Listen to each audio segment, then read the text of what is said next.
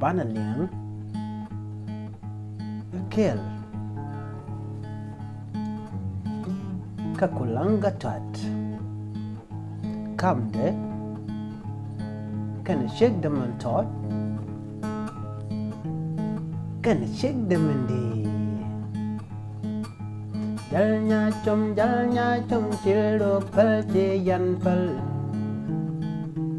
jalnya chom chilo pal che yan pal Jaranna tung barakong nya chum le jalun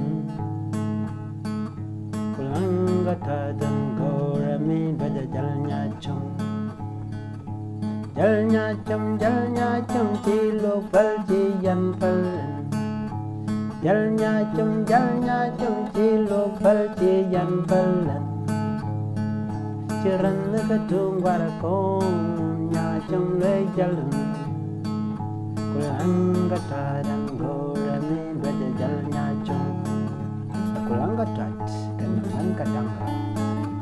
Shake them in the can shake them on top